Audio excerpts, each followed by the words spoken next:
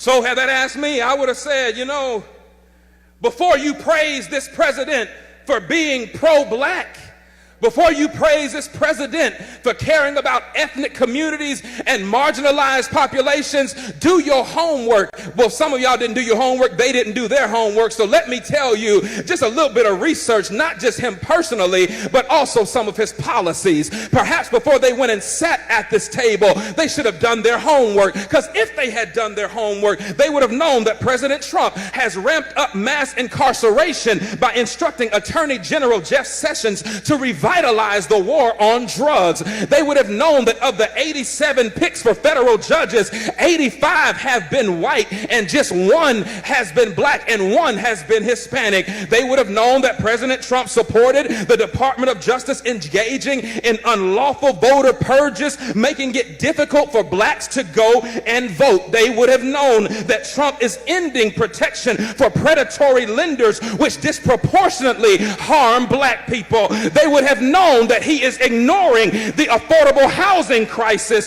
by ordering HUD to triple the rents of poor tenants in public housing, which mostly affect black people. Do your homework. They would have known that he is proposing cutting $200 billion over the next 10 years from supplemental nutrition assistance programs that will bring more hunger in black and brown communities. They would have known that Trump is worsening the health of black communities through environmental deregulation, which disproportionately harms black people through exposure to pollution. Now, that's just a few on the policy side, but you don't have to go too far to ask what about him personally would make me know that he is not pro-black. I'm glad you asked, because in 1970, Trump's real estate company tried to avoid renting apartments to black tenants and gave preferential treatment to white tenants. He began his 2016 presidential campaign with a speech disparaging Mexican immigrants as criminals and rapists. Y'all remember that? In 2016, he said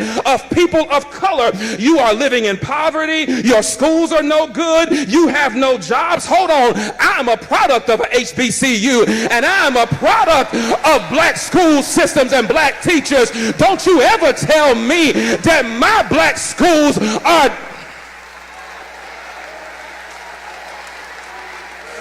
Hold on, I ain't done. He says you have no jobs, so what do you have to lose from electing me? In 2017, Trump said 15,000 recent immigrants from Haiti all have AIDS, and 40,000 Nigerians once seeing the United States would want to go back to their huts in Africa. He spent years suggesting that the nation's first black president was not a citizen of these United States. He called Puerto Ricans who criticized his administration's response to Hurricane Maria. He called them politically motivated ingrates.